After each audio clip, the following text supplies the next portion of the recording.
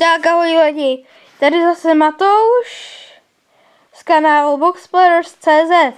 Už se nám tady odhalila opona, což znamená, že tady máme další díl naší série Karate po Česku. Dneska bude dalších 4 až 5 chvatů a poprosíme našeho provizorního karatistu, aby nám vběhnul do scény. Ano, už ho tady máme.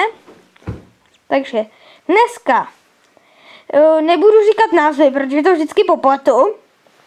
Říkám, já jakože se Matouš jmenuju, karate nedělám. A nepamatuju si i jména chvatů. Takže potom budete to mít na obrazovce při daném chvatu. Takže poprosíme našeho profíka, aby nám ukázal nějaký z jeho vychytaných nepovedených chvatů. Takže první bude tak. Jinak prozatím nemáme žíněnku, brzo už možná bude, možná. Máme zatím dekul. To nám musí stačit. Takže. Můžu? Ano. Takže první bude takto. Což dost bolí. Můžu poprosit o ukázání chvatu, jak má vypadat doopravdy? Doopravdy takto. Jo, a on si omylem lupne pod krk. Správně. OK. Nebo KO. Tak, poprosíme další chvat. Další je takto. Má být takto, ale my, teda takto, ale my ho uděláme takto. Jinak dost je to podobné smrtelnému chvatu do zátylku. Správně, do krční tepny. Problém v tom, že krční tepna je zepředu. Ne, z boku. Je z boku. Ale do zátylku je dozadu. Takže teď. Prosím, zatřepeme kamerou. Takže teď uděláme kop dopředu a ten má vypadat takto, ale my ho uděláme takto. Takže Bolestivé dozad. bolestivé do ruky, když to musím u toho padání. Tak toto. Prosím, přizumujeme tento pád. Ano, hop.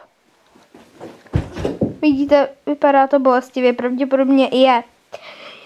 Můžu poprosit další chvat? Další bude asi tento blok a uděláme ho ale takto. Protože Ano, vidíte, není to zrovna milé. to pěstí to trochu bolí. Trochu víc.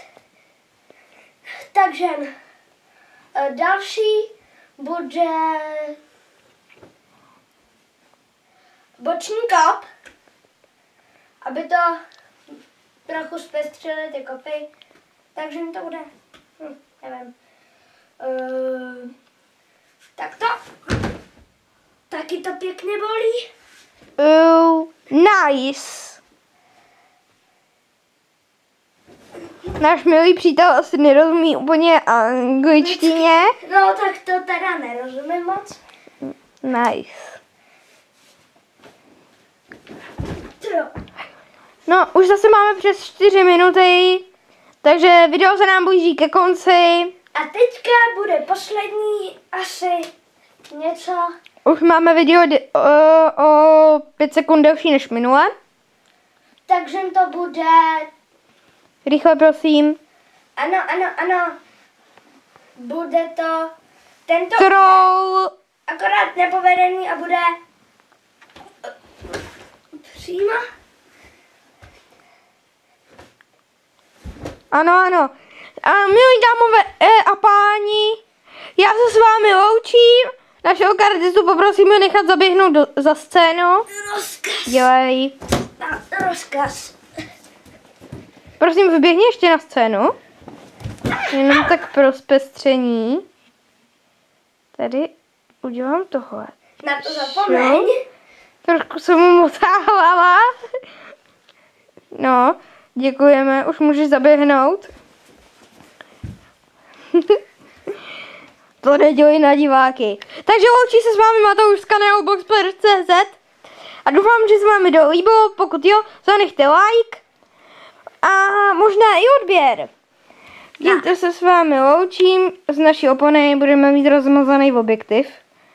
A uvidíme se u příštího videa.